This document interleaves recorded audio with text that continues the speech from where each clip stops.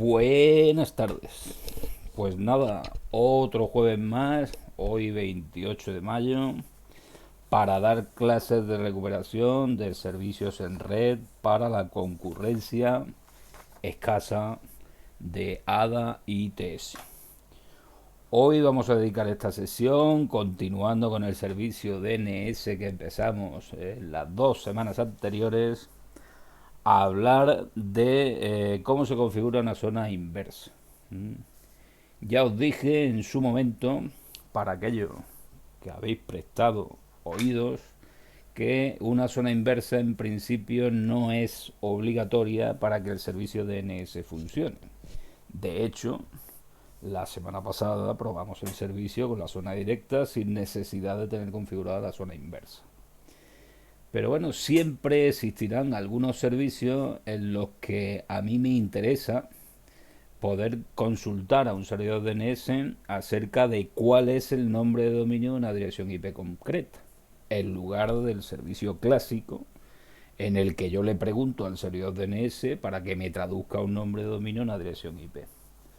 Pues para eso sirve la zona inversa y sirve también para acelerar todo lo que son los procesos de búsqueda en el servidor DNS. Bueno, pues vamos a ver cómo se configura la zona inversa de la zona directa que nosotros configuramos el otro día. Pues nada, voy a arrancar la máquina virtual que estamos utilizando. El adaptador en principio lo tengo todavía como NAT. Bueno, lo vamos a dejar así de momento.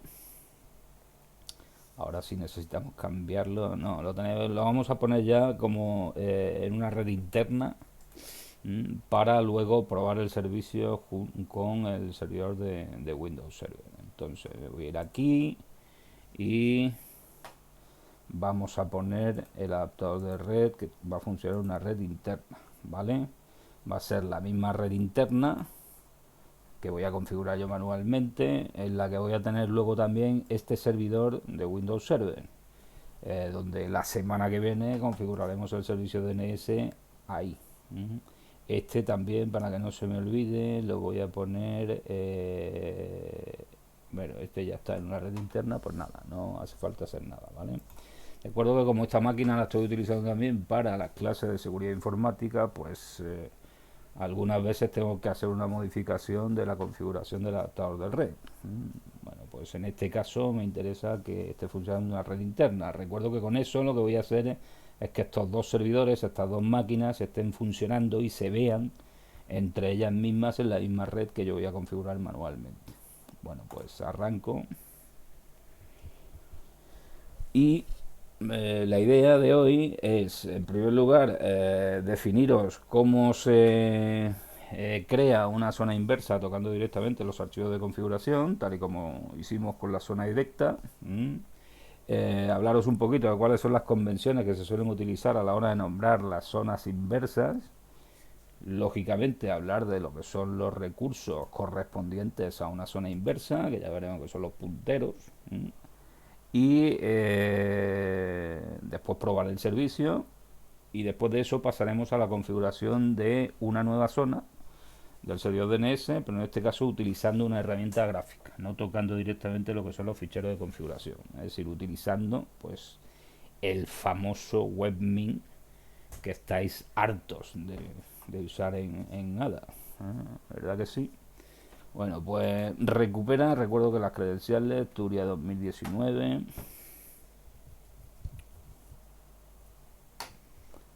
Si ve esto algún hacker se va a hinchar de reír, ¿eh? Al saber que todos los equipos del aula tienen contraseña Turia 2019. Bueno, vamos a ver. Voy a meter esto un poquito. Recapitulando, cosas que vimos en las sesiones anteriores.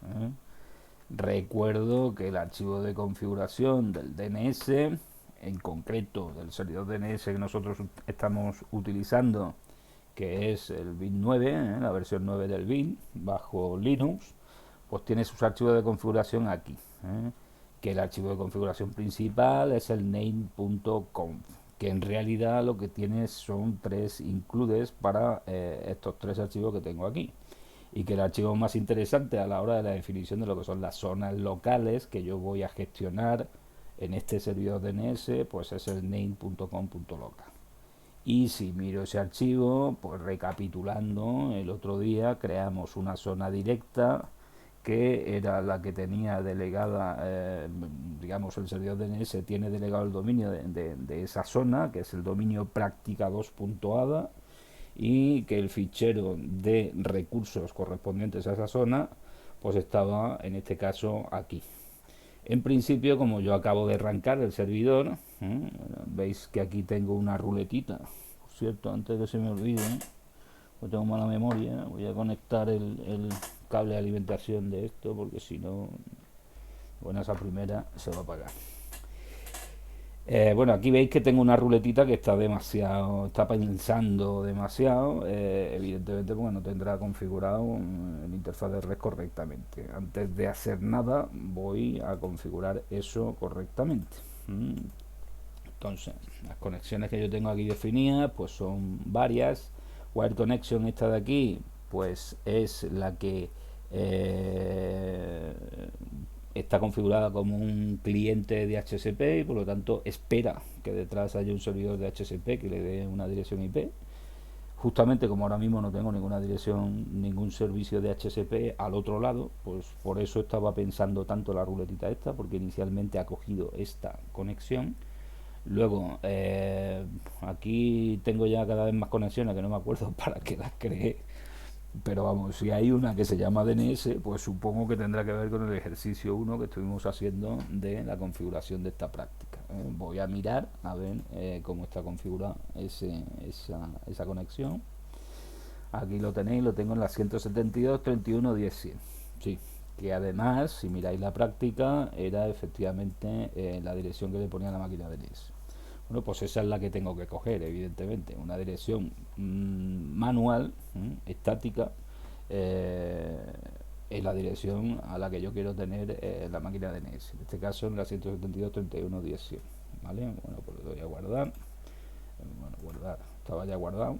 Y compruebo que efectivamente ahora tiene esa conexión. Es decir, esto ha empezado con el Wire Connection, que era la primera conexión que tenía definida. Como no ha encontrado ningún servidor de HCP, ha pasado a la siguiente conexión que tenía definida, que era la de DNS. Bueno, pues compruebo que efectivamente tengo esa dirección. Y aquí lo tenéis. Aquí tengo la dirección 172.31.10.100. ¿Vale? También, en principio, como la máquina acaba de arrancar y el servicio DNS ya estaba configurado, pues el servicio ha debido de arrancar también. Y en consecuencia, pues, como además acabamos de ver que yo tengo que configurar la conexión, que como cliente DNS yo me estoy poniendo mi propia dirección, pues me estoy poniendo como cliente del servicio que tengo configurado en esta máquina. En consecuencia, yo podré testear ese servicio, ¿no? Vamos a comprobar que el servicio está corriendo. ¿Cómo se comprobaba eso? Pues nada, preguntando por el servicio. Entonces recuerdo que hay scripts por ahí para cada uno de los servicios que se pueden utilizar para preguntar el estado de los servicios, pero es más fácil aprenderse el comandito que sirve para todos los servicios que yo pueda tener instalado en un Linux.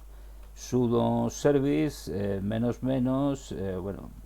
si no me acuerdo del nombre del servicio, utilizaría el status all para ver el nombre del servicio, pero como en este caso me acuerdo, se llama bin9, pues pregunto directamente por el estado de ese servicio, la contraseña de sudo y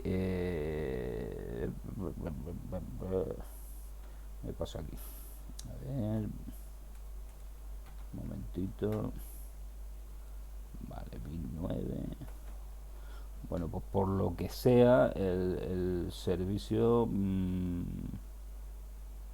no está corriendo, ¿no? Porque aquí lo que me dice es que a ver, vale, me la estoy cagando yo.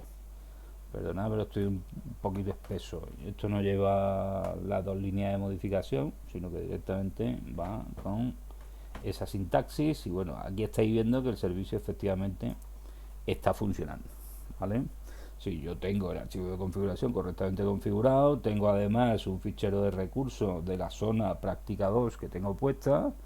Recuerdo que ese archivo de recursos lo que tenían eran estos recursos de aquí, 172.31.10, estos de aquí. Por lo tanto, si el servicio está funcionando, pues yo puedo utilizar cualquiera de los nombres de dominio que yo tengo integrado dentro de esta zona.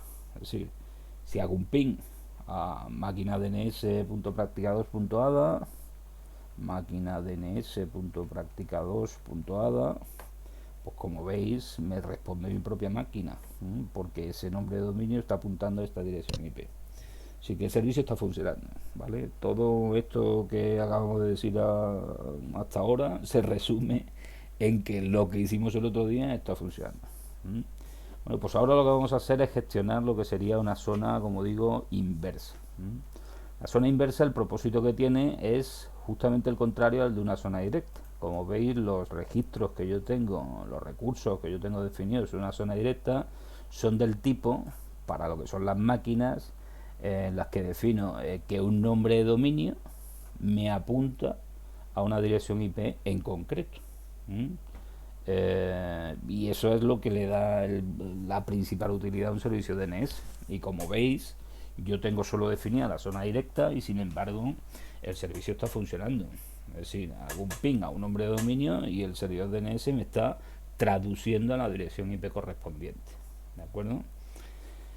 La zona inversa pues sirve para lo contrario, es decir, para tener apuntadas una serie de direcciones IP a lo que serían los nombres de dominio correspondientes, ¿vale? El tipo de recurso que se utiliza en una zona inversa es lo que se llama un puntero. Y en lugar de aparecer aquí con una A, pues ese recurso va a aparecer con un PTR de pointer, de puntero. Y básicamente pues lo que tendré que tener es eso, algún número que me identifique, digamos, o que me haga saber que yo tengo un nombre de dominio determinado, que normalmente lo que vamos a utilizar es la dirección IP al revés, y el nombre de dominio correspondiente, como ahora vamos a ver. Una vez que nosotros tengamos configurado la zona inversa, podemos consultarle al servidor DNS para que me resuelva precisamente los punteros de la zona inversa. Es decir, cuando yo tenga configurada la zona inversa, podré hacer una cosa como esta. Podré decir, mira, resuélveme de manera inversa en qué dirección, qué nombre de dominio se corresponde con la dirección IP 172.31.10.100. Si yo de momento hago eso, el dig-x sirve para hacer una consulta inversa. Fijaos que bueno, tengo una respuesta evidentemente de mi servidor DNS, pero como estáis viendo aquí en lo que sería el puntero no tengo el puntero correspondiente. Fijaos lo que hace, la ejecución del comando dig. Me está consultando por algún registro que esté escrito en esa zona inversa de esta forma. Esto de aquí es la dirección IP al revés. Y luego le añade un nombre de dominio, que ahora veremos que es el nombre de dominio que se utiliza para definir lo que son las zonas inversas. Es decir, está buscándome la dirección IP 172.31.10.100 en un dominio inverso, pero como veis no me da ningún nombre de dominio. ¿Por qué? Pues evidentemente porque todavía no tengo el nombre de dominio declarado, ¿vale? Esto mismo, todavía no tengo el puntero declarado. También lo podría probar con el NSLookup, que es la herramienta que vimos el otro día también, que me permite hacer consultas en un servidor DNS. Si yo consulto la dirección 172.31.10.100, pues de momento me dice que no puedo encontrar, como veis, hace lo mismo el NSLookup, va a buscar un puntero para la dirección IP 172.31.10.100 en un dominio inverso, y sin embargo, pues como no lo encuentra, evidentemente no me lo da. Bueno, pues para eso es para lo que nosotros vamos a definir las zonas inversas. Y además, como digo, eso da lugar también a que en un servicio DNS donde yo tenga miles y miles de registros, pues el tema de la búsqueda sea más rápido. Pues nada, vamos a empezar definiendo la zona inversa. Lo mismo que nosotros hemos definido la zona directa, pues tendremos que definir también la zona inversa. ¿Dónde se define la zona? Pues si nosotros somos el servidor que tiene la delegación del dominio correspondiente, pues evidentemente no tengo que definir en el name.com.local. Pues nada, lo tengo aquí en este directorio donde yo tengo, name.com.local, pues vamos a editarlo. Sudo nano name.com.local. Cuando ya seáis expertos en la configuración de servicio o hayáis hartado ya de utilizar el nano para tocar lo que son archivos de texto y demás, yo os recomendaría que pasarais a un editor mucho más potente que este, que es el VI. Además vais a tener la ventaja de que el VI, o la versión moderna del VI, el BIM, lo vais a tener implementado prácticamente en todos los sistemas Linux y Unix. Nano os vais a encontrar con algunos sistemas donde no está instalado por defecto. El VI, sin embargo, sí que lo vais a tener instalado prácticamente en todos sitios. Es más difícil de utilizar que el Nano, pero es mucho más potente que el Nano. Por tanto, y echándole un vistazo cuando podáis, cuando, como digo, seáis expertos en la configuración ya de archivos de texto, a ese editor de texto, ¿vale? Bueno, pues estamos dentro de lo que sería el fichero de configuración de zonas locales. La zona inversa, en tanto que yo voy a tener delegado lo que es la posibilidad de tocar los registros, los recursos de esa zona, pues evidentemente es una zona local que además va a ser de tipo máster, porque soy yo, como administrador del sistema, el que voy a tocar los recursos correspondientes de esa zona. Lo mismo que hice con la zona directa correspondiente, ¿vale? Por lo tanto, lo que vamos a hacer es definir una zona de tipo master y le vamos a decir en qué fichero guardo los recursos correspondientes a esa zona. O sea, exactamente igual que la zona directa, ¿vale? Pues nada, empezamos. Si quiero pongo un comentario y digo que hoy estamos a 28 del 5 de 2020. Voy a crear la zona inversa correspondiente al dominio práctica 2.ada, ¿vale? Simplemente un comentario para saber cuándo estoy definiendo yo esa zona. Pues nada, zone y dos puntos. ¿Cuál es el nombre que se le debe de dar a una zona inversa?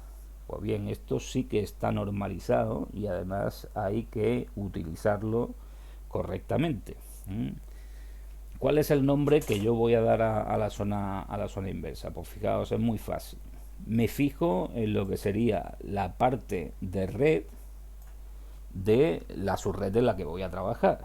En este caso yo os dije que normalmente cuando uno nombra el fichero de recursos de la zona directa pone lo que sería la parte de red de la dirección IP para saber en qué subred está trabajando.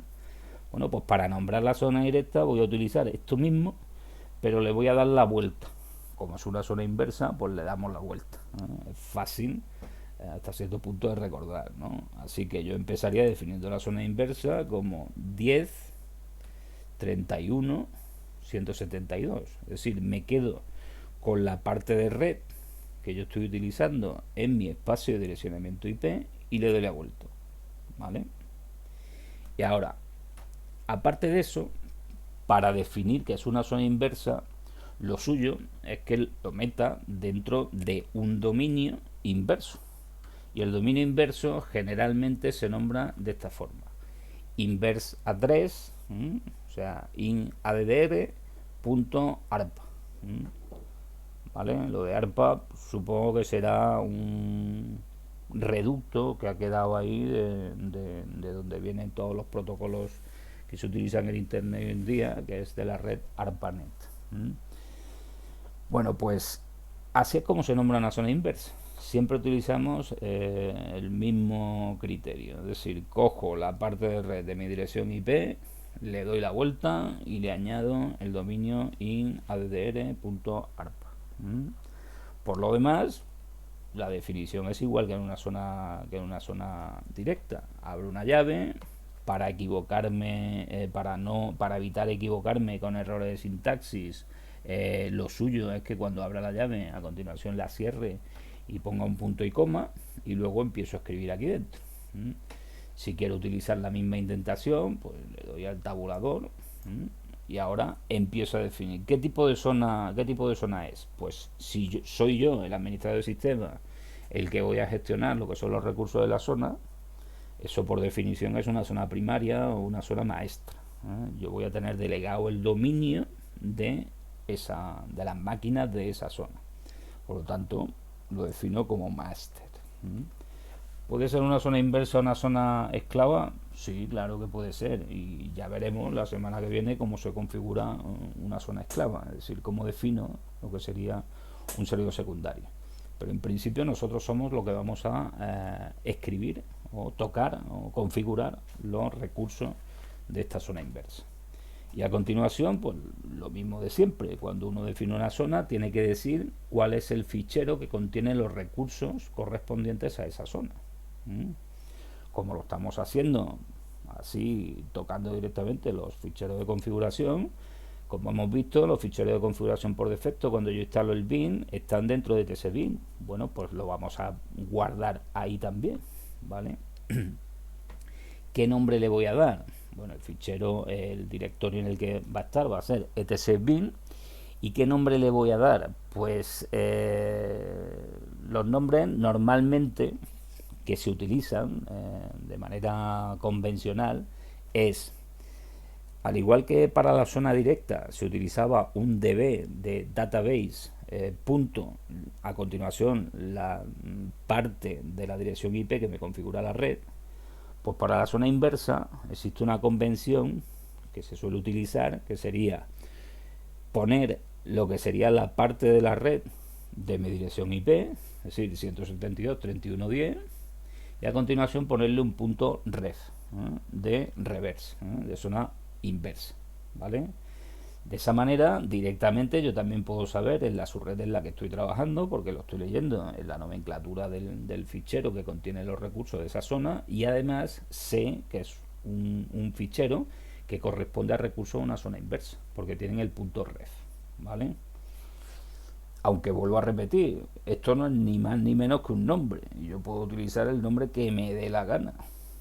Pero las convenciones se utilizan precisamente para facilitar luego la lectura de lo que son los ficheros que contienen cosas. De manera que en este caso un nombre adecuado a la convención que acabo de comentar sería este, ¿vale? O sea, mi fichero que contiene los recursos de la zona inversa va a ser el 172.31.10.ref, ¿vale? Evidentemente este fichero todavía no está creado, soy yo el que lo tengo que crear ahora, pero es como digo, aquí lo primero que hay que hacer es ponerle un nombre, ¿vale? Bueno, pues con eso tendríamos definido lo que sería la zona inversa que yo voy a utilizar. Así que de aquí ya puedo salir.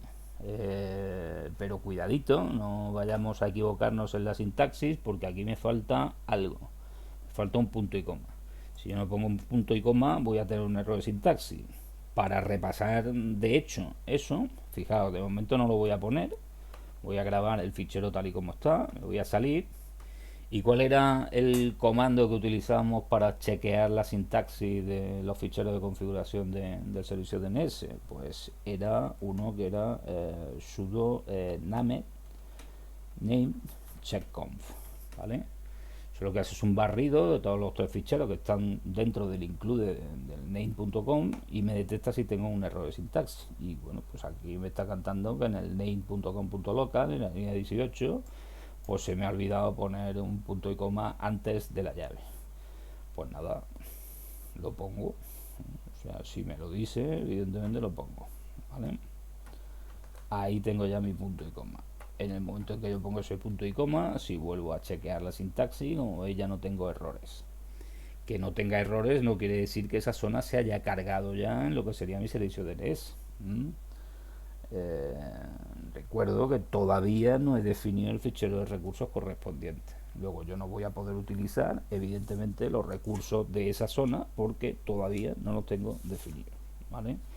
Pues nada, vamos a definirlos. Hemos dicho que vamos a llamar al fichero Si volvemos a ver la definición que hemos hecho, lo vamos a llamar 172.31.10.ref.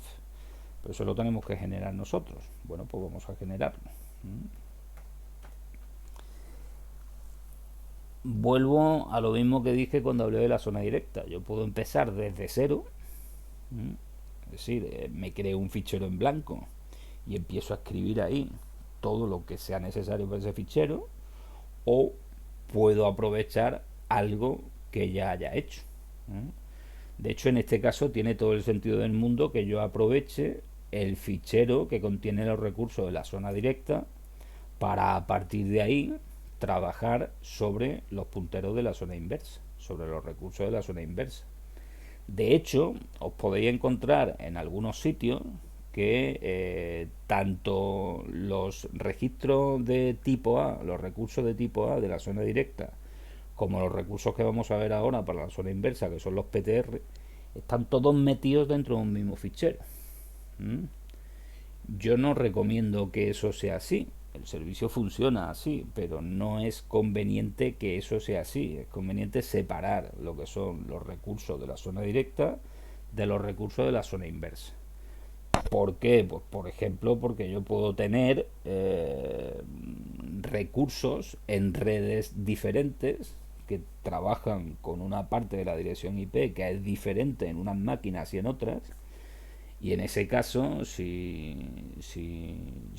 yo tengo recursos de ese tipo, ya se pierde el tema de la nomenclatura.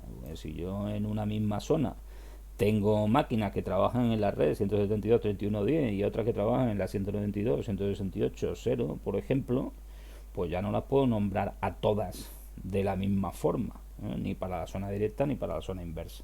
Entonces, es conveniente, como digo, que yo tenga los recursos separados en función de las redes o de las subredes en las que trabajo. Bueno, pues para eso nosotros vamos a declarar los recursos de la zona inversa, los punteros, en un fichero independiente que hemos dicho que se va a llamar 172.31.10.ref.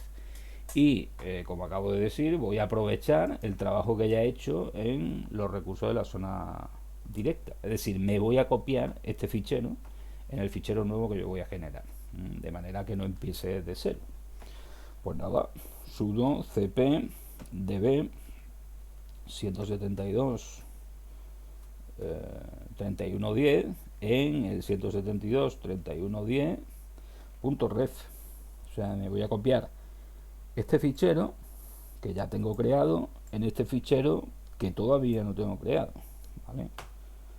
Una vez que lo copio, pues ya tengo aquí mi fichero 172.31.10.ref, pero de momento evidentemente lo único que contiene son recursos de zona directa. Bueno, pues vamos a modificarlos para poner los recursos de la zona inversa.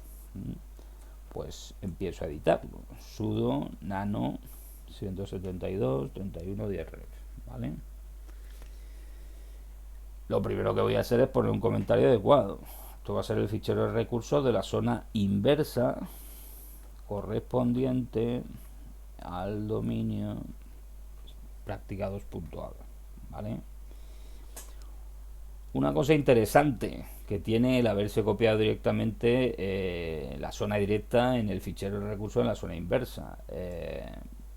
Los TTL que yo haya configurado en la zona directa no tienen por qué ser iguales de los de la zona inversa, pero evidentemente lo más lógico es que sí sean iguales. Es decir, cuando yo cargo los recursos de la zona directa y de la zona inversa en la caché del DNS, deberían de durar lo mismo en esa caché, porque son recursos que están íntimamente relacionados.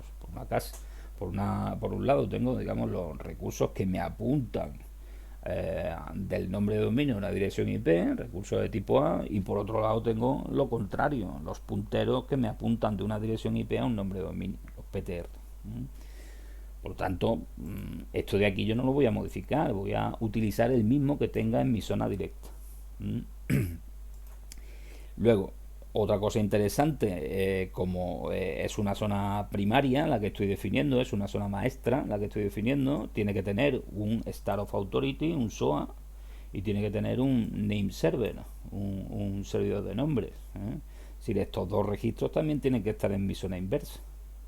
Y ya los tenía declarados en lo que es la zona directa. Y es más, los tiempos que tienen que ver con las transferencias de zona que van a ser los servidores secundarios en caso de que chupen, digamos, los registros de esta zona maestra que yo estoy definiendo, también tiene todo el sentido que sean los mismos que yo definí en la zona directa. Por lo tanto, esto de aquí tampoco lo voy a tener que tocar. ¿Qué es lo que tengo que tocar del SOA? Bueno, pues evidentemente el dominio ya cambia. El dominio en el que yo voy a trabajar no va a ser el dominio práctica 2.ada.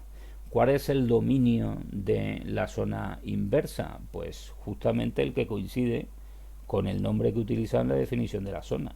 Es decir, la dirección IP al revés, 10, 31, 172, a lo que le añado in addr arpa, y en este caso que estoy utilizando nombres de dominio completamente cualificados, pues tengo que terminar en el punto, siendo referencia, digamos, al dominio raíz, ¿vale? Ese es el propietario del recurso SOA, el dominio inverso en el que me muevo, ¿vale? Recuerdo que aquí en medio de lo que sería el propietario y la clase de protocolos que yo estoy utilizando podría incluir un TTL que me modificaría el TTL de cabecera que yo estoy utilizando, el general que estoy utilizando. Pero en caso de que yo quiera que todos los recursos que tengo definidos en esta zona duren lo mismo en la caché, pues lo suyo es definir un TTL de cabecera y ya está, y no utilizar ningún TTL más en ninguno de estos registros. Lo de IN, nosotros no vamos a utilizar otra clase de protocolos que no sean los de la familia de Internet, el TCP/IP. El tipo de recurso en este caso es el Star of Authority, que es el que marca, digamos, que yo tengo delegado el dominio de esta zona. Y a continuación yo tengo que poner en un SOA, siempre tengo que poner el nombre de la máquina que ejerce como servidor DNS. En este caso es la misma máquina que ejerce como servidor DNS del dominio de la zona directa. O sea, se llama igual, es máquina DNS.practicado.ada. ¿Vale? Pues recuerdo que estoy declarando la zona inversa de esta. Luego, la máquina que sirve para resolver la zona directa es también la que me resuelve evidentemente la zona inversa. ¿Quién es el administrador de sistema de esa zona para poner a continuación en el SOA lo que sería el correo? Pues el mismo que gestionaba la zona directa, es decir, admin@practicados.ada. Pasa que recuerdo que en este caso se pone el nombre del usuario como si fuera en realidad un nombre de una máquina dentro de un dominio. Luego abro paréntesis y definición del número de serie.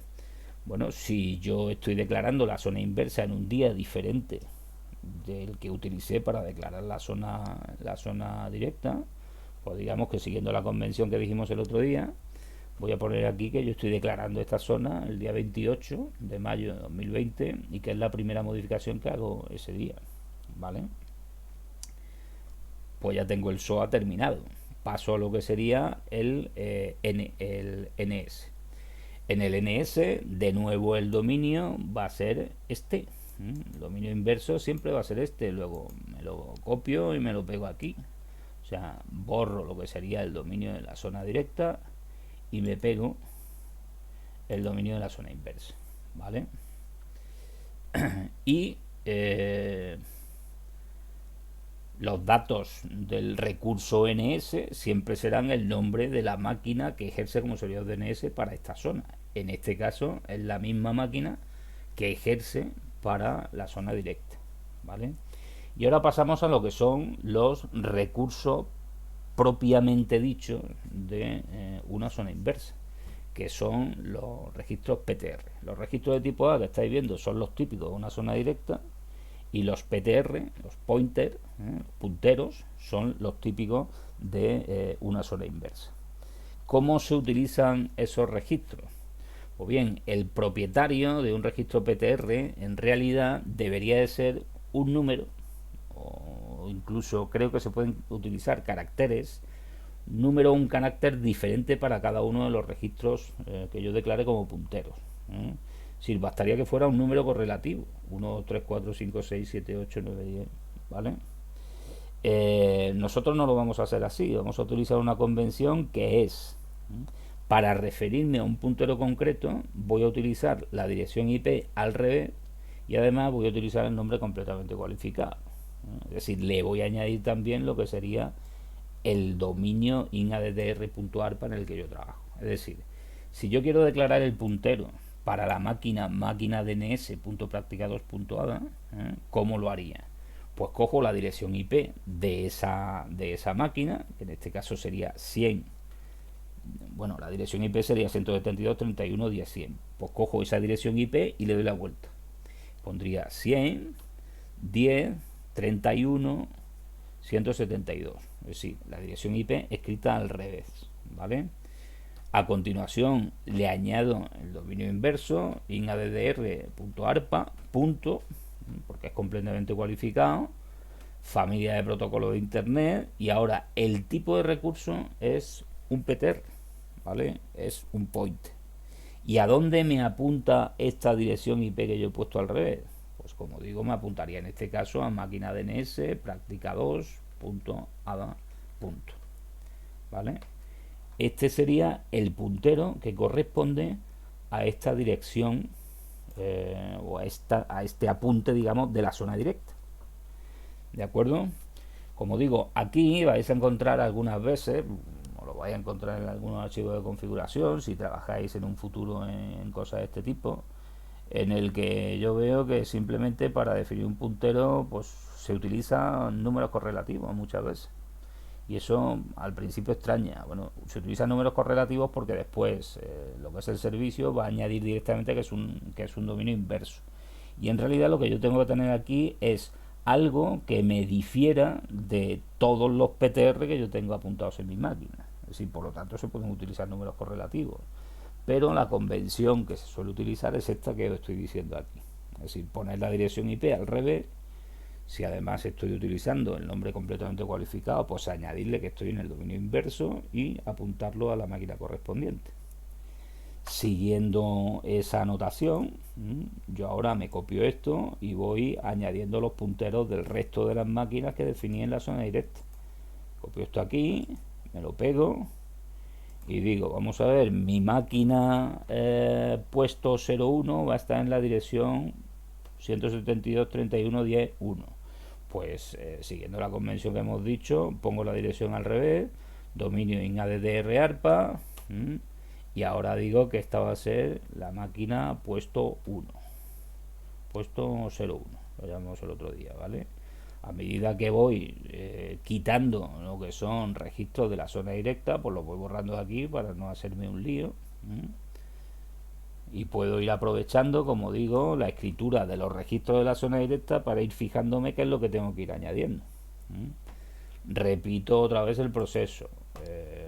Añado y pego otra línea igual que la de antes, ¿vale? En este caso puedo incluso, para hacerlo todavía más rápido, copiarme esta línea de aquí, ¿vale? La de puesto 1, como todos los demás se llama puesto 2, puesto 3, puesto 4, etcétera, etcétera. Le copio esto, lo pego varias veces si quiero, o voy uno por uno, como prefiera, y digo, pues puesto 2 está en la dirección 2. El puesto 3 va a estar en la dirección 3. Aquí digo, puesto 3 va a estar en la dirección 3. El puesto 4 en la dirección 4. Y así voy completando todo lo que sería los punteros de mi zona inversa. Puesto 4 en la dirección 4. Como digo, ya que tengo aquí copiados los registros de la zona directa, a medida que voy apuntando cada uno de esos registros, pues voy borrando los registros de la zona directa correspondientes para saber por dónde voy. Lo mismo puesto 5, puesto 6, puesto 7, puesto 8. Pues el puesto 5 El puesto 6. Voy a pegar varios y voy más rápido. Puesto 7, incluso se podrían pegar varios de una vez, pero vamos. Puesto 6, 7, 8. Y aquí pues 6, 7 y 8, ¿vale? Y borro los correspondientes que ya he apuntado para no liarme. Y me quedan solo el 9, el 10 y el del profesor. Bueno, pues nada, añado otro y otro. Me voy a dejar sin poner el 10 para que veáis luego que cuando solicite una petición del puesto 10 no me la va a resolver porque no tengo el puntero correspondiente, ¿vale? El puesto 9 está en el 9, el profesor está en la dirección 35 y como digo me dejo sin poner el puesto 10 para que veáis luego que cuando solicite que me devuelva el nombre de dominio correspondiente a la dirección IP 172.31.10.10, pues me va a decir que no la tiene porque no lo tengo declarado, ¿vale? Pues nada, esto es lo básico para mi zona inversa, que yo tenga todos los punteros correspondientes a las máquinas que yo haya declarado en mi zona directa. Pues vamos a probar que esto funciona. Guardo esto y ahora voy a reiniciar el servicio. Recuerdo que yo acabo de declarar una zona nueva. En principio, los registros que yo tengo en la zona no se cargan en la caché hasta que no expire el TTL. Si yo quiero que se incorporen las nuevas modificaciones que acabo de añadir, pues tengo que reiniciar el servicio. Sudo service bin 9 restart. Si veo las últimas 100 líneas que yo tenga en el fichero del sistema, del log del sistema, debería decirme que ha cargado la zona. Esto lo tiene que hacer el sudo. Debería decirme que ha cargado la zona correspondiente a la zona inversa. Pues vamos a mirar por aquí, ¿vale? Vamos a ver. Hay algo que le he cagado. No he puesto aquí el menos n para que me muestre las últimas 100 líneas. Y vamos a comprobar si efectivamente me ha cargado la zona inversa o no. Pues mirad. Aquí estoy viendo que está intentando cargar la zona inversa y efectivamente la ha cargado. Como veis, ha cargado la zona que tiene un número de serie similar al que yo acabo de definir. Es decir, que en principio la zona inversa la ha cargado. Pues vamos a comprobar que efectivamente la zona inversa la ha cargado. Si vuelvo a ejecutar el comando dig o el comando nslookup que utilizamos antes, por ejemplo le pregunto ¿cuál es el nombre de dominio que corresponde a la dirección IP 172.31.10.100? Pues fijaos que ahora ya sí me lo da. Me dice, pues mira, yo tengo un puntero que te está apuntando al nombre de dominio en máquina dns.practica2.ada, ¿vale? Si lo hago con nslookup, igual también vais a ver que efectivamente también me dice, pues mira, yo tengo un puntero que esta dirección IP me está apuntando al nombre de dominio en máquina dns.practica2.ada. Lo mismo puedo hacer con cualquiera de los punteros que yo he definido. Si pregunto por la 172.31.10.1, me dice que eso es el nombre de dominio puesto 1, tanto con el nslookup como con el dig, ¿vale? Estáis viendo, me sale aquí el PTR. Si pregunto por la 2, pues me sale puesto 2. Si pregunto por la 3, me sale puesto 3. Si pregunto por la 35, me sale profesor práctica 2.ada. Y si pregunto por la 10, pues no me sale nada, porque yo no tengo un puntero, lo he dejado sin poner a propósito para la máquina 172.31.10.10. Bueno, pues así es como funciona la zona inversa. Como digo, esto me permite determinar cuáles son los nombres de dominio que yo tengo en una determinada dirección IP, y además cuando yo tengo servidores DNS con muchísimos registros, pues esto me acelera lo que son las búsquedas. Pues pasamos ya a otra cosa. sea, con eso que os he comentado hemos hecho completamente el ejercicio 1, porque ya hemos configurado también la zona inversa correspondiente a ese ejercicio 1. Pasamos ahora, bueno, antes de eso, de esto no me acordaba, hay aquí un apartado B que me dice: el equipo del profesor no tendrá acceso al servidor DNS constituido por vuestro equipo para resolver los nombres de dominio. Como es posible que se puedan definir en un futuro ciertas opciones sobre un conjunto de máquinas, se quiere definir una ACL llamada restricciones, en la que por el momento solo esté el equipo del profesor. Tendréis que aplicar la restricción de acceso sobre esa ACL.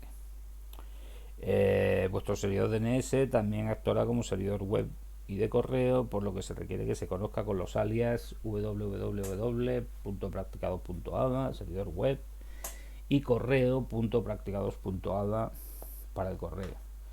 Los nombres de dominio de internet se resolverán a través de un servidor externo dado por la dirección IP 195.235.96.90. Todas las peticiones a dominios de internet que se redirijan a dicho servidor se redirigirán a dicho servidor, habilitando así una búsqueda iterativa previa a la búsqueda recursiva que apunta a los servidores raíz. Bueno, en definitiva, lo que me preguntan en este apartado, no me acordaba, que había que hacerlo también, es que configure una serie de opciones.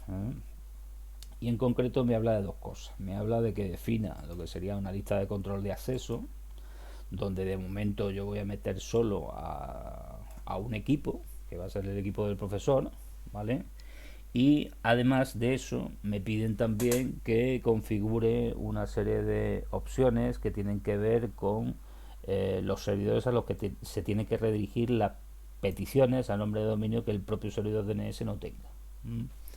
Que eso se consigue con una opción que se llama forwarders, como veremos. Y además me introducen otro tipo de recurso nuevo del que no habíamos hablado, que es el canonical name, el alias que yo puedo utilizar para referirme a una misma máquina con varios nombres. Todas esas cosas, excepto esto, el apartado 2, que eso sí tendré que hacerlo en el registro de recursos correspondiente a esa zona, se hacen en el fichero de configuración de opciones, es decir, en el name.com.option. Y vamos a ver ahora cómo se hace eso, ¿de acuerdo? Pues nada, lo vamos a ir al fichero de configuración de opciones, ¿vale? Recuerdo que ese fichero lo tengo aquí también en etcbin y es este, el name.com.option, y voy a editar ese fichero, name.com.option. A ver, si no pongo el comando es complicado. name.com.option, ¿vale? Como os dije, ese fichero de momento está muy capado. Lo único que tiene es el directorio donde yo cacheo lo que son los recursos y algunas opciones más que tengo por aquí abajo sin comentar. Pero todo lo demás son comentarios, ¿vale? Entonces, yo ahí tengo una barbaridad de opciones que se pueden declarar a la hora de configurar un servidor DNS. Pero evidentemente nosotros no vamos a ver todas esas opciones, ni muchísimo menos, sino que nos vamos a quedar en lo que son las opciones básicas. ¿Cuáles son las opciones básicas? Pues por ejemplo, una que me están comentando es la posibilidad de denegarle el servicio a una máquina en concreto o a un conjunto de máquinas. Eso lo vamos a configurar nosotros, lo vamos a conseguir mediante el uso de una directiva que es black hole, ¿vale? Que permite pues precisamente eso, denegar, o sea, meter a una máquina o a un conjunto de máquinas en lo que sería un agujero de negro. Pero además me piden en este apartado que lo haga utilizando una lista de control de acceso, una ACL. Entonces, esto es importante porque la ACL, la declaración de la lista de control de acceso, no es una opción del DNS. Por tanto, yo no la puedo hacer dentro de lo que sería las opciones del DNS. No la puedo definir dentro de esta llave. La tengo que definir fuera. Si yo la pongo dentro de esa llave, voy a tener un error de sintaxis. ¿De acuerdo? Por lo tanto, si quiero definir una ACL, esa ACL siempre tiene que estar fuera de lo que sería el conjunto de opciones que yo defina. ¿De acuerdo? ¿Y cómo se define una ACL? Pues fácil, fijaos. Repito, lo tendría que hacer fuera de opciones, o sea, me tendría que venir o aquí debajo. El problema que tengo si me vengo aquí debajo es que si esto me lee la declaración de una CL dentro y todavía yo no la he definido, pues entonces voy a tener también un problema. O sea, voy a definir la SL siempre antes de la opción, ¿vale? ¿Cómo se define una ACL? Pues con la directiva ACL, que viene de Access Control List, o sea, lista de control de acceso, y lo que se requiere de la definición de una ACL es simplemente el nombre que yo quiero poner, ¿vale? Bueno, pues si yo voy a meter dentro de esa ACL pues un conjunto de máquinas que van a tener denegado el acceso, pues no sé si aquí en la práctica me dicen exactamente cómo tengo que llamarla. Ah, bueno, sí, restricciones. Pues voy a llamarlas restricciones. Entonces, ACL, restricciones, se pone directamente el nombre. Como veis, lo único que se hace es separar la directiva ACL del nombre que se le pone con un espacio, y a continuación se abre una llave. Para no equivocarme en la sintaxis, como esa llave se tiene que cerrar, la cierro y pongo un punto y coma, y aquí dentro lo que yo tendría que poner sería el conjunto de equipos que yo quiero que se integren dentro de esa ACL, ¿vale? Incluso se pueden generar varios conjuntos de equipos. Para eso, normalmente lo que utilizaría sería otra llave abierta y cerrada, ¿vale? Para incorporar aquí un conjunto de elementos, y luego si quiero incorporar otro conjunto de elementos, pues pongo otra llave abierta, otra llave cerrada. Entonces, por ejemplo, en este caso yo voy a querer denegar el servicio DNS solo a un equipo, que es el equipo del profesor, dado por la 172.31.10.35. Pues aquí dentro puedo poner 172.31.10.35, es decir, la dirección IP concreta a la que yo le quiero denegar el servicio. Pero no tienen solo por qué ser direcciones IP concretas, pueden ser incluso subredes que yo defina, porque me convenga que todos los equipos de una subred no tengan acceso a ese servicio. Si por ejemplo yo quisiera denegar también el servicio DNS a todos los equipos que estén dentro de la subred 172.31.10/24, pues eso lo podría escribir así: 172.31.10/24, ¿vale? Esto evidentemente sería una redundancia, porque esto ya me está negando el acceso de este equipo, pero es para que lo entendáis. Si en lugar de operar con una clase C, como en este caso una subred, digamos, equivalente a una clase C, o sea, con un /24, quiero operar con un /16, con una subred /16, pues podría referirme a todos los equipos de la subred /16 de esta manera, ¿vale?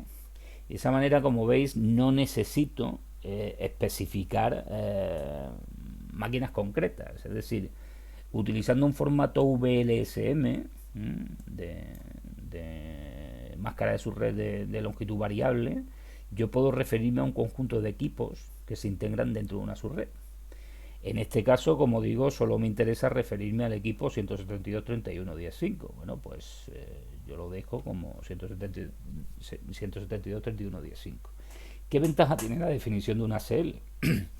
Pues la definición de una CL tiene la ventaja de que si yo el día de mañana quiero incorporar nuevos equipos que sufran esas mismas restricciones, lo único que tendría que tocar a nivel de configuración sería esta CL, porque luego la directiva que me deniega el servicio va a hacer referencia a la ACL, no a las máquinas individuales que yo tenga declaradas en esa ACL, ¿vale? Bueno, pues como digo, esto sería la declaración de una ACL. O sea, con esto defino un grupo de máquinas al que yo luego le voy a aplicar una determinada opciones. ¿Cuál es en concreto la opción que me permite la denegación del servicio? Bueno, pues la voy a meter aquí, ¿vale? Para no liarme, voy a agregar las nuevas definiciones al final del fichero. Incluso, pues un buen criterio es poner la fecha en la que estoy haciendo la reconfiguración del servicio. Es decir, el día 28 de mayo yo añado una restricción del servicio para la ACL restricciones, que de momento solo contiene una máquina, ¿vale? ¿Cuál es la directiva, como digo, que permite denegar el uso del DNS a lo que sería el uso del servidor DNS para la resolución de nombre de dominio? Pues la directiva es black hole, ¿eh? Es decir, agujero negro, por decirlo de alguna manera. Yo todo lo que meta dentro de un agujero negro son máquinas que no van a poder utilizar este servicio. ¿Y cómo se escribe? Pues se escribe así: black hole, abro llave, cierro llave, punto y coma, para que no se me olvide y no tenga errores de sintaxis. Y dentro yo pondría las máquinas a las que le quiero denegar el servicio. Pero si esas máquinas ya las he metido dentro de una ACL, pues lo que tengo que hacer es mención de la ACL, ¿vale? Y se escribe así, o sea, se pone, redes no, restricciones, ¿vale? Se pone el nombre de la ACL y punto y coma.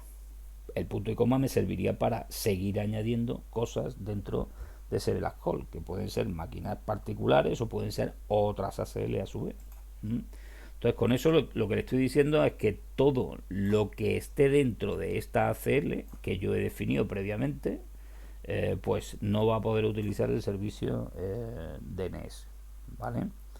Existen por ahí otras opciones que son bastante interesantes, que son el allow query y el deny query también, creo que eran, que lo que permiten es definir qué máquinas tienen permitido, a la redundancia, lo que sería la consulta al caché del servidor DNS o no, ¿vale?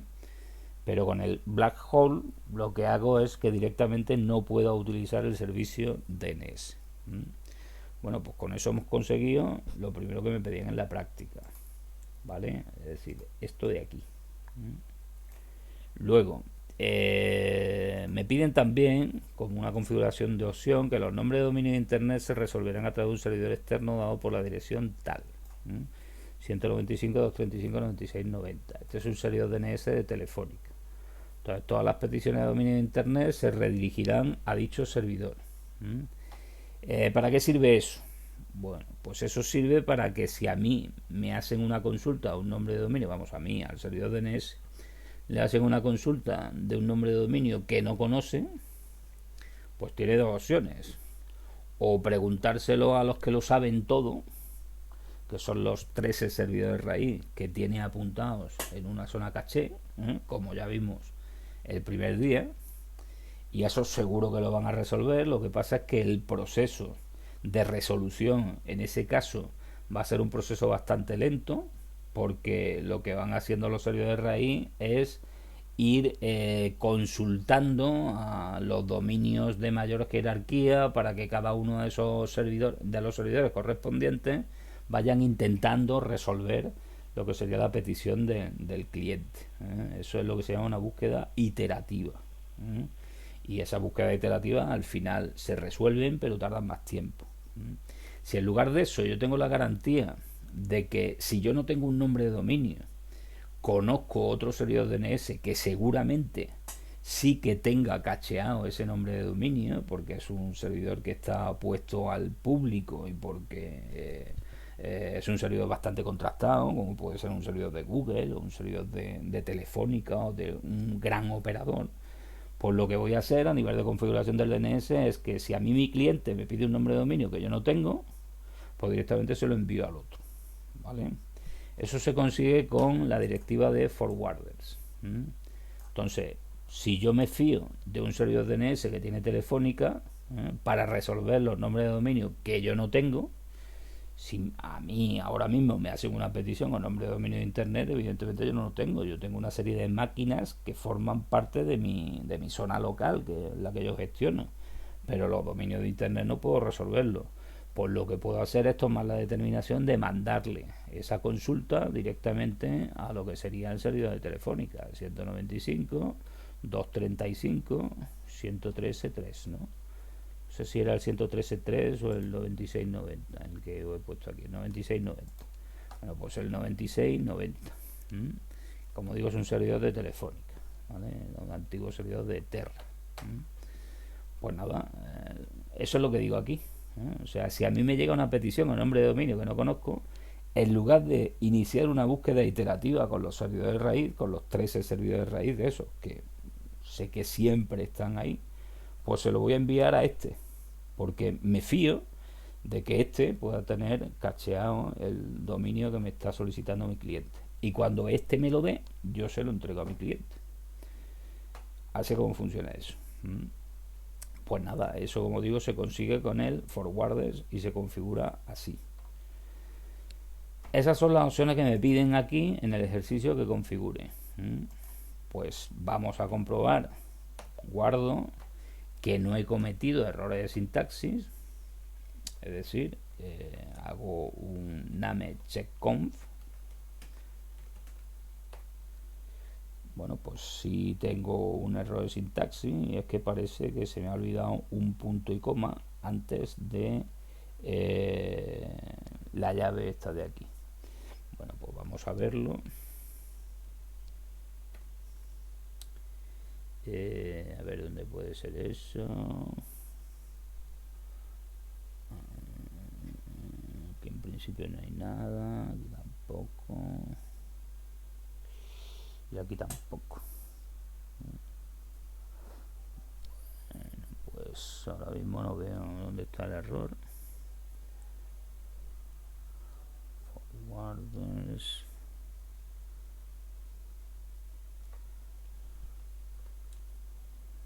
Eso está bien escrito. Bueno, cuando os pase algo de esto, que no sabéis exactamente dónde podéis tener el error, pues vamos a hacer una cosa.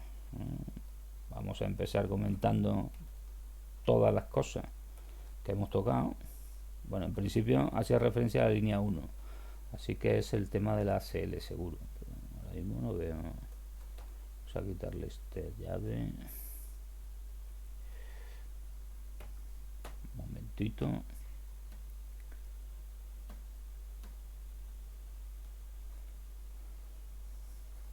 Sudo name checkconf.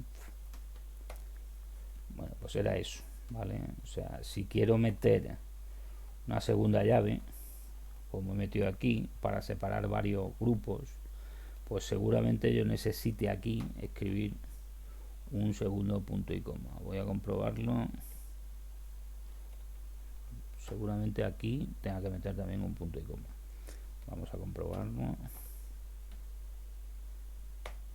Efectivamente es eso, ¿vale? De todas maneras, en este caso, como yo lo único que voy a meter de momento es una máquina y va a estar todo operando dentro de la misma subred, pues lo suyo es que me quite esta llave de aquí, meto solo la máquina. De hecho, si yo quiero seguir agregando aquí máquinas dentro de esa misma subred, pues lo voy separando con punto y comas y ya está, no me hace falta una segunda llave, ¿vale?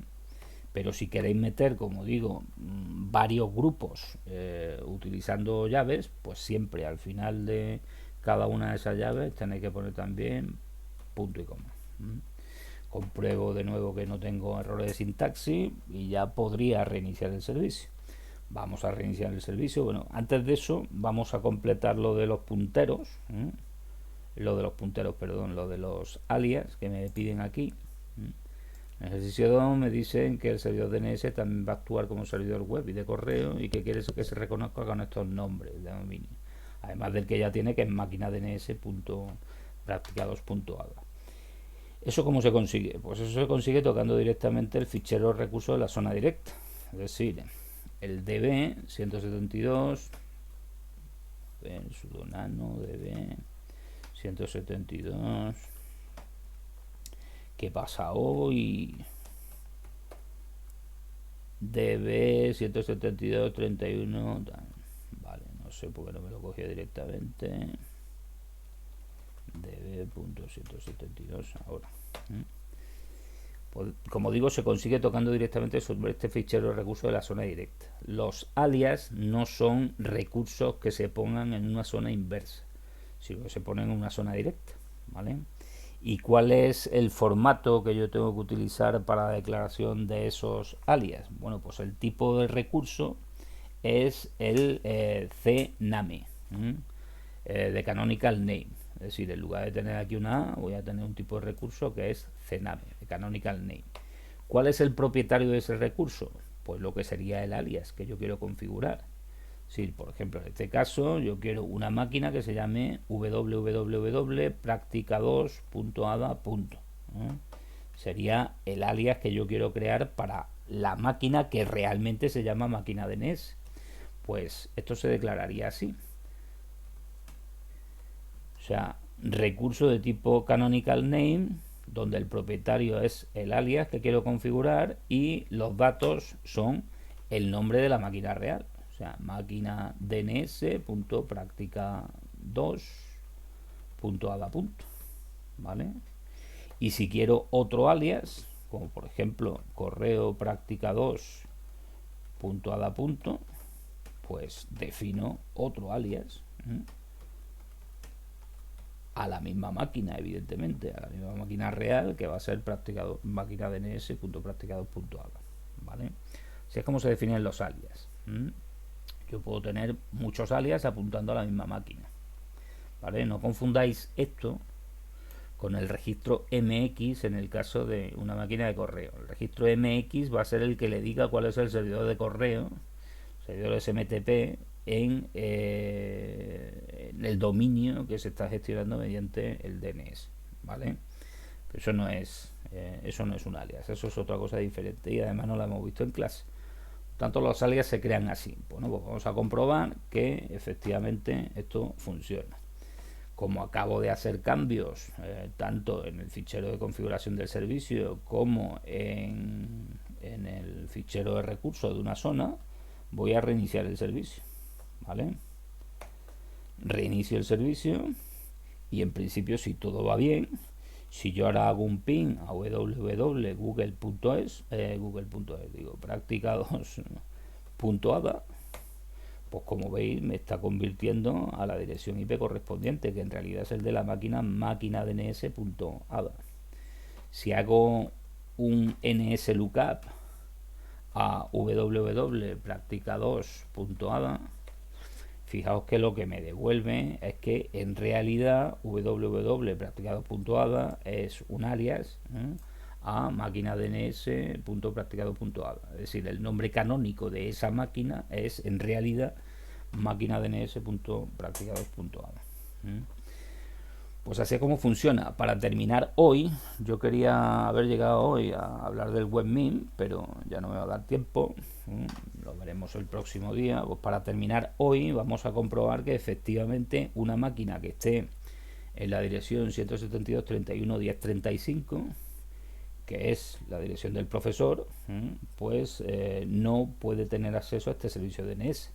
Entonces, para probar eso, lo que voy a hacer es arrancar el Windows Server y voy a poner su interfaz de red en la dirección 172.31.10.35 y vamos a intentar que use el servicio DNS que yo he configurado en el Linux, ¿vale?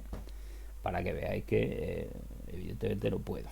Bueno, control suprimir, Turia 2019. Pues nada, vamos a ponernos esa dirección IP. Vengo aquí y le asigno una dirección IP.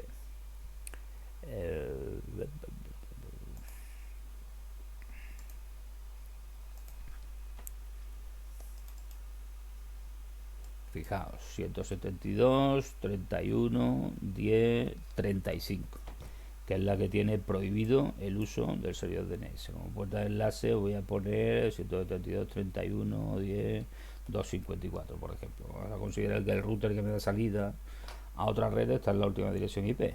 Y como servidor DNS voy a intentar poner el del Linux, 172.31.10.100. ¿vale? Que es la máquina que tengo configurada como servidor DNS en Linux. Le voy a aceptar. Vamos a comprobar que efectivamente me ha cogido esa dirección IP. ipconfig, aquí tengo la 172.31.10.35. Antes de probar el servicio DNS, vamos a probar que tengo conectividad con la máquina donde tengo ese servicio. O sea, hago un ping a la 172.31.10.100, que es la máquina Linux donde yo tengo el servicio. Y bueno, pues como veis, la máquina Linux responde, ¿vale? Y ahora vamos a probar el servicio DNS. Voy a intentar hacer un ping a máquina DNS punto práctica 2 punto ADA. Pues nada, ahí me puedo quedar esperando. ¿Por qué? Pues yo no puedo utilizar ese servicio. Es decir, el puerto 53 a mí no me está escuchando. El puerto 53 de la otra máquina a mí no me está escuchando. Para que veáis que efectivamente eso es así, fijaos. Si yo me vengo aquí y en el name.option comento el black hole, le añado a esto como si fuera un comentario, por lo tanto no va a tener efectos de configuración sobre el servicio, grabo y reinicio el servicio. Fijaos con lo que ocurre ahora. Si yo me voy al Windows y hago lo mismo, ping a máquina DNS práctica2.ada, pues milagrosamente esto empieza a funcionar.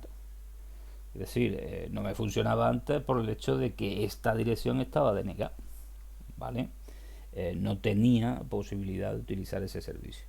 Pues así es como se consigue pues restringir, digamos, el servicio DNS a un conjunto de máquinas que yo quiera. ¿De acuerdo? Bueno, pues por hoy lo vamos a dejar aquí. El próximo día lo que veremos es el ejercicio 2, que es lo mismo que hemos hecho ahora, pero vamos a utilizar una herramienta gráfica para configurar todo esto, que va a ser el webmin, ¿vale? Si nos da tiempo, también veremos la configuración de un servidor secundario, que yo creo que sí, que algo podremos ver, por lo menos dejarlo a la mitad. Y completaremos esto con otra sesión adicional donde hablemos de cómo se configura el servicio DNS aquí en un Windows Server. Así que tengo que hacer yo aquí para configurar el mismo servicio. Y hablaremos también de cosas importantes que tienen que ver sobre todo con la configuración de los servidores secundarios y que es permitir lo que son las transferencias de zona solo a los equipos que realmente deban de poder hacer esa transferencia de zona. Pues ya, como ya veremos, si yo no hago eso, si no tengo esa precaución como administrador de sistema, pues puedo dejar ahí un agujero de seguridad bastante importante y simplemente utilizando una herramienta tan tonta como el NSLookup, alguien se puede enterar de muchas cosas que yo tengo que configurar en mi dominio. Pues ya veremos cómo dar una poquita de seguridad a la configuración, una seguridad básica a la configuración de lo que sería un servicio DNS, ¿vale? Pues eso es todo por hoy y nos vemos el jueves que viene. Hasta luego.